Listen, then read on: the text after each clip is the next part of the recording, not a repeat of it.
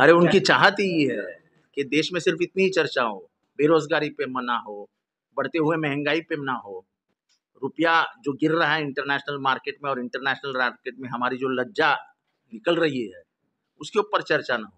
हमको तो सिर्फ हिंदू मुसलमान विवाद बढ़ा के हमारी राजनीति सही करनी है, बाकी हमको कुछ भी नहीं करना। ऐसा है, कोई झूठ बात नहीं है। जो बाप उनके बापजादाओं की जो जमीनें उनके बापजादाओं ने अपने समाज के हित के लिए रखी है, सरकार का क्या काम है उसमें अंदर घुसना? करने दो, वो गलत करते हो सरकार ने रोक देना चाहिए, उनको जेल में डालो। जो भी वक्फ के साथ मस्ती करेगा उसको बोलो हम तुमको जेल में डालेंगे। मैं दावे के साथ कहता है कि मुस्लिम समुदाय सरकार के साथ खड़ा रहेगा, क्योंकि सबको मालूम है वक्फ का मतलब क्या होता है। वक्फ का मतलब है दान, और वो समाज हित के लिए दान। उसमें सरकार का क्या है? हमारे निजाम प्रांत महाराष्ट्र में था, जैसे पूरे भारत में था निजाम प्रांत, हैदराबाद से लेके औरंगाबाद तक। जैसे परभणी है, हिंगोली है, जालना है, नांदेड़ है, परभणी है, औरंगाबाद है, ये सब इलाके में जमीनें हैं। ये जमीनें निजाम की थी, ये निजाम की जमीनें वक्फ हो गई तो हो गई। जैसे हुमायूं का मकबरा है दिल्ली में, वो हुमायूं का मकबरा है, आजू बाजू में 20 एकड़ जमीन है, वक्फ है। लाल किला है, लाल किला के आजू बाजू की जमीन वक्फ है।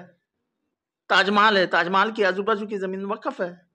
वो कोई ले नहीं सकता, कोई एक मुसलमान उस जमीन का मालिक नहीं है, वो समाज की जमीन है।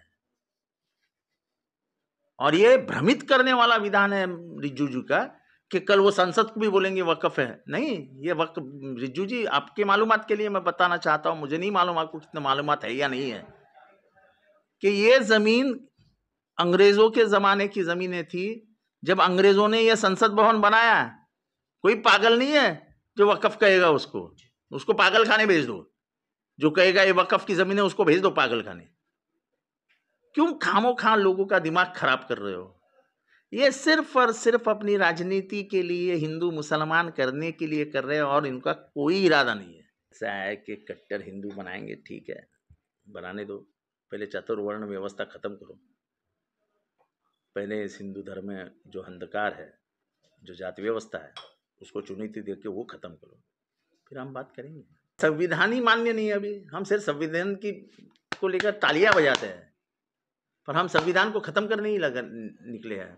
हम संविधान को पैर के नीचे रख के कुचलना ही चाहते हैं। संविधान ने आर्टिकल 19 में कहा है राइट टू रिलीजन, जो फंडामेंटल राइट्स है, जो मूलभूत अधिकार है, उस फंडामेंटल राइट को ही हम इनकार कर रहे हैं, अभी रोकने की कोशिश कर रहे हैं।